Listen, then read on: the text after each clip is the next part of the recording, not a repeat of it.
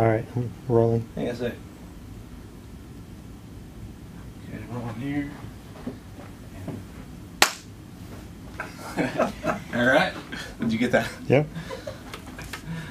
Okay, Annie, it's all yours. Okay, Dan.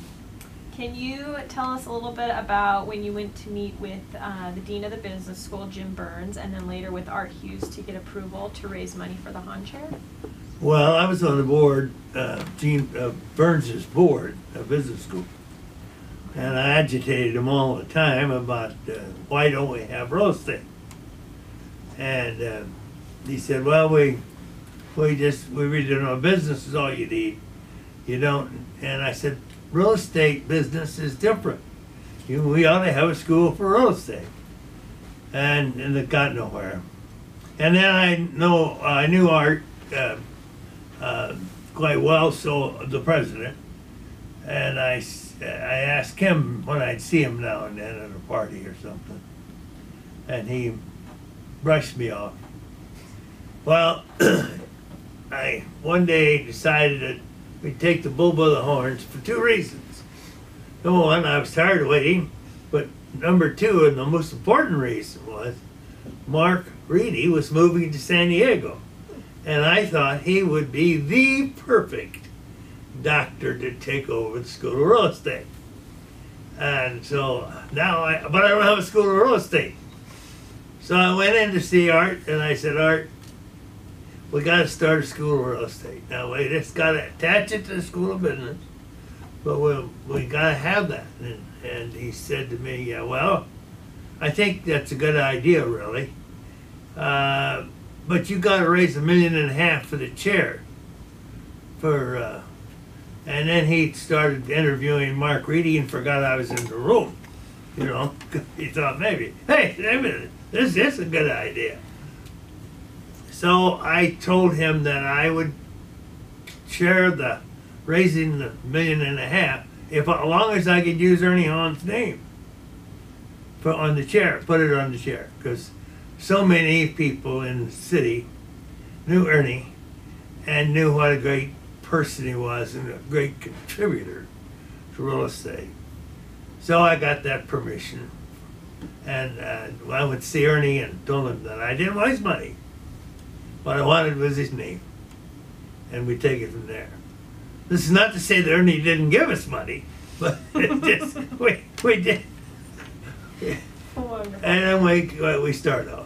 And So did you have a plan with Mark on how this would go if everything went through? What would we happen next? carefully laid a plan. We just got together and said, let's go see Millen Burnham.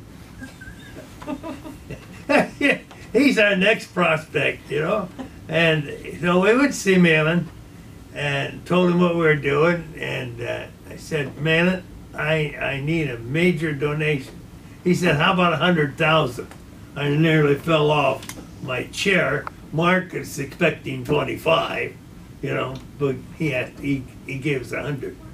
So that really motivated us to get the whole thing going. And I don't know, I think it took us less than 6 months to raise the $1.5 million.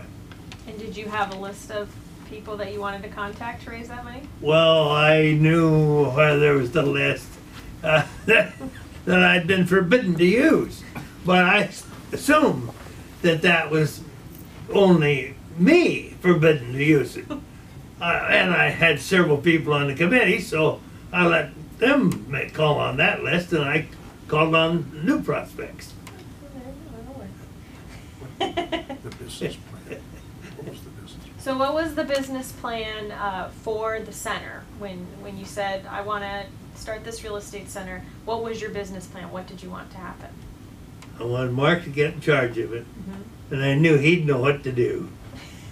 And what did you want him to do? I wanted him to have a very active school of business, a place where young men could really get involved and learn what they really needed to know about commercial real estate and residential. Whether they became builders or developers or salesmen or mortgage people, mortgage bankers, whatever. It's a whole field, And I wanted to fill those, get those people educated for that. And can you ask the same question and Dan say, I want a place where men and women can? I should always say, You just said ladies and Okay, so. I can tell you a story about that. Okay, so. I wanted to make a scholarship. I know it's not supposed to be on there, but These well, are this the is for These are marked threes. our church Yeah, you have 30 minutes. at the parish, and so I went to Father, and I said I want to set up 8 scholarships for 8 older boys, because we don't have enough older boys. And he looked at me and he said, "That's a really good idea, but you can't say older boys because we have a lot of older girls." And I said, "But Father, it's my money and I want to say older boys." He says, "Well, it's my parish, and you got to include the girls." I said, "I'm including the girls." Older people. Older people, yeah. But it can't be any more than 4-4. 50-50. Okay, so why don't you tell us again what you wanted Mark to do once he took over for the center? Wanted to make the best center in the United States. I wanted us to achieve at a really top center. I wanted Harvard to look up to us. That's what I wanted. All right. And that's because that's the way I think things ought to work. Best in the Yeah. West. Okay, can you explain or help illustrate the long-term success of the center, talking about the Policy Advisory Board and maybe the annual conference and a few other things? Well, I think one of the secrets to the success of our whole operation has been the involvement that we've had from the real estate industry. So many people, we've put them on the advisory board, and they have advised us. They have really said, "Oh yes, we ought to do this and that." Some of them teach, some of them do. It's just so many things. And John Ferber, who was one of our stalwarts, also came from the Mortgage Bankers Association, like Mark. He's been just fabulous for organizing these scholarships and programs and involvements of all these people that are really involved. Wonderful. And can you tell us a little bit about the annual conference and how you've seen it grow? And Well, I think we started off with about 150 people, and we thought that was big. Boy, we really did great. We had that's a lot of people, you know. And I think our last one was over 700 people, and our last one was the 17th. So we didn't start when we start. We'll celebrate that 20th anniversary in 3 more years. Yeah. All right.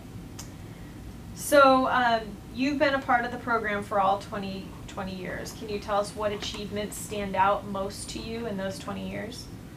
Well, the greatest achievement is we did in fact get the school going.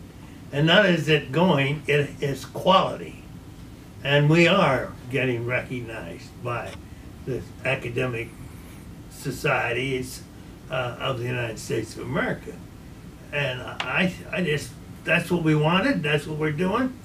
So to me, it's such satisfaction. I mean, I just think it's wonderful. Now, I didn't get any livestock into it because my training was animal science in school, and I was very interested. I started in the real estate business, doing farm and ranch loans. So you see, but I have not been able to get that part worked in yet. Okay. So we're working on farm and ranch. So what were the key ingredients in making this program so successful? There's different people, industry leaders, support from the school. Well, the really great thing is a good leader. And we've had a good leader, Mark Reedy. And he's been able to reach out to the people in the industry and get them to come and help him and be involved. and bring the practical knowledge to the whole curriculum, and get that conveyed to the students, which is just, that's the secret in my opinion. And the school has been very supportive of us. Maybe not to begin with, but they really have turned on for us. And that again is a special tribute to Mark and his staff, because they see that they've done real good work in education and educating the students. So it sounds like Mark has exceeded your expectations from what you normally. what you No, originally thought. Mark has not exceeded my expectations. No? No, he has met my expectations. However, I am still looking forward to his exceeding the expectations. Oh man, okay. Can you tell us what the future looks like for the USD Burnham Moore Center? What are your thoughts on where it's going to go in the next 20 years? Well, I think it will be a very important part of the University of San Diego. And if we're diligent in properly staffing it for the future, we'll see to it that it becomes a very important real estate education source for the entire west coast of the United States. What do you think that the center needs from the committee members in order to keep going and hopefully to exceed? Well, Where what we always need from committee members is two things: money and personal involvement. We need their advice constantly, and they're very free about giving it. So we've not had any problem in that area. So and they've been good about giving money too. But we always need money because we have to provide scholarships. We have to pay our staff. We have to be self-sufficient. Right.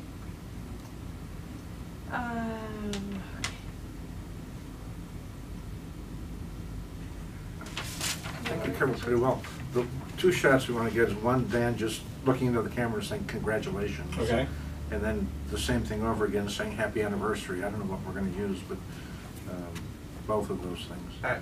Dan, why don't you look at this camera and say it? Go ahead. Congratulations to the School of Real Estate, the Burnham Moores School of Real Estate. Do it one more time. Congratulations to the Burnham Moores School of Real Estate. Okay. And And then just happy anniversary. Happy anniversary to you. Happy anniversary to you. There you go. We're going to use that. That's perfect. When Irish eyes are smiling, And- right? We'll get that one too.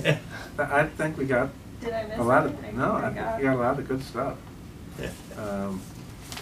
okay. Stories. Cut. Did we promise our Okay. news anything, Okay. Dan? No? Do you remember back then?